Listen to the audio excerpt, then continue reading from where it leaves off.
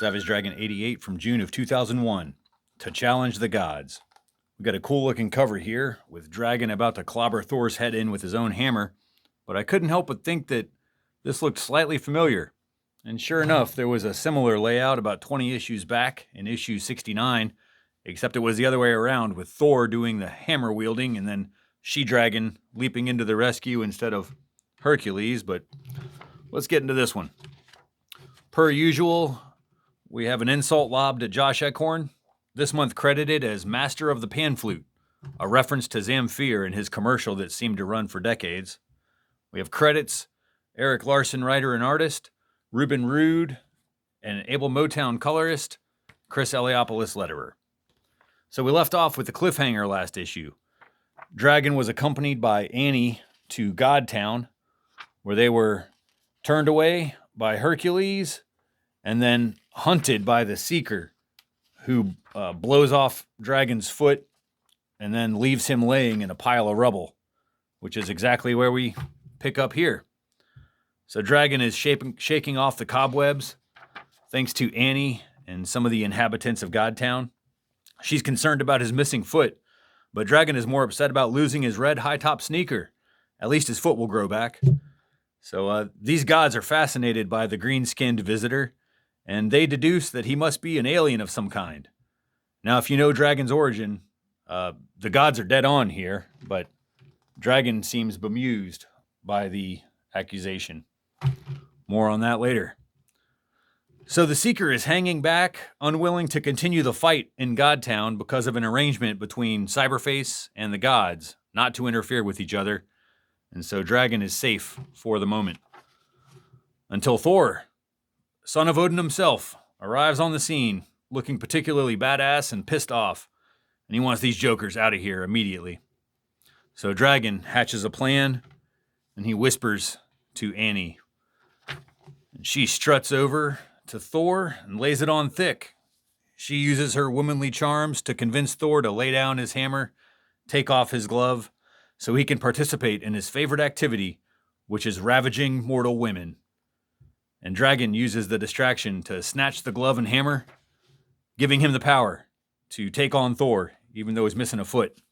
But he must be too hobbled because Thor gets the upper hand, knocking Dragon clear into the mountainside. And now that Dragon is outside of the safety of Godtown, the Seeker can continue his assault. But our hero uses the hammer to take out our airborne villain. And unfortunately, the enchanted weapon continues its flight, magically returning to its rightful owner. And this catches Thor off guard, and nails him right in the spine. Pretty funny stuff. Before we leave this page, we got a couple of continuity errors. So you'll notice here, the glove and the missing foot. The glove is on the left hand, and the right foot is missing. But when Dragon throws the hammer, he plants his weight on the missing foot. And then here, the glove is missing from his left hand. So minor mistakes, but the fans did catch that. So while Thor is down, Dragon makes an attempt to recover the hammer, and there's a violent scramble with Thor as the victor. No, Dragon's the victor. What the fuck am I saying? Anyway, he makes this long-winded speech trying to convince the gods that they should help restore sanity to the chaos of the outside world. But these guys aren't having it. And then in the meantime, Thor recovers, and the battle continues. These two hotheads start beating the shit out of each other again.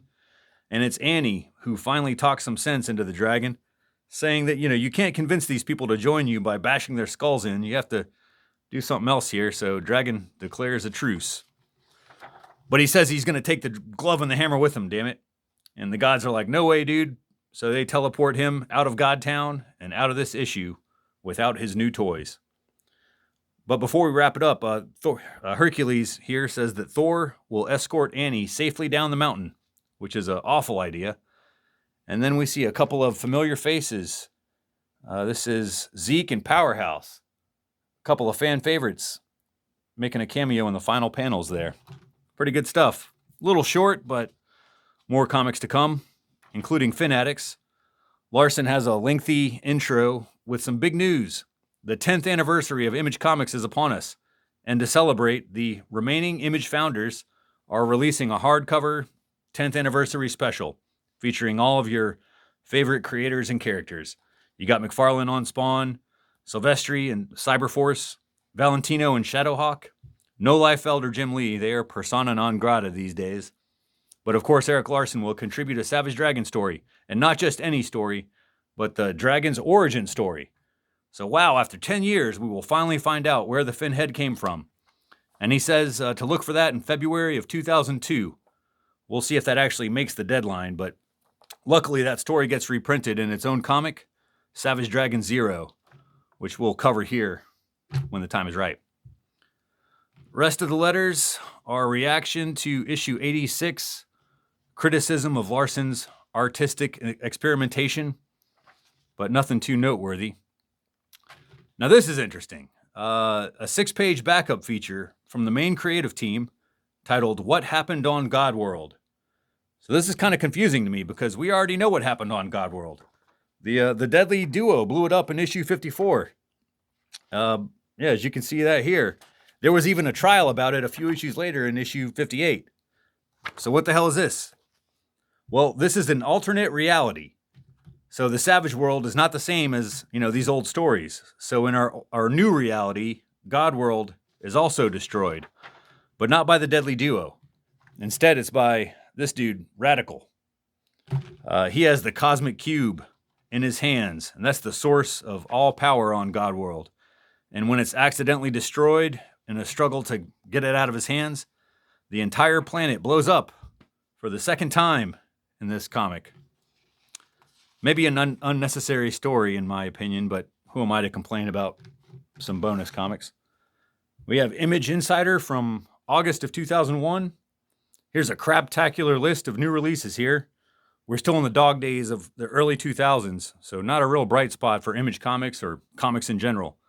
Which brings me to this editorial by Jim Valentino, which is a response to an editorial by Joe Quesada in Marvel Comics in his column Cup of Joe, where the Marvel editor-in-chief went out of his way to praise his peers at Image Comics and all the professionals producing comics in these desperate times, so to speak. So Valentino was touched by Joe's words, and he says that this is what it will take for comics to survive and thrive in the modern era. No backbiting and infighting, but banging the drum loudly for the medium that we love, promoting quality work done by passionate and talented creators, no matter which banner they work for. Still some more comics here. We got Dragonbert by Carl H.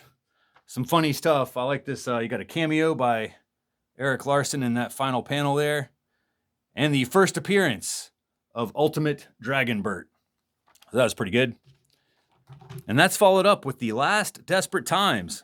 Chris Eliopoulos has decided to retire the long-running strip with this issue.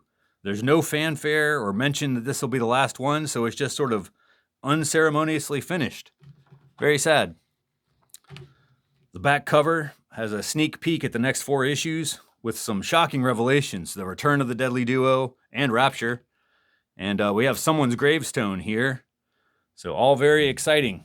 But we'll continue with issue 89 next week. Adios.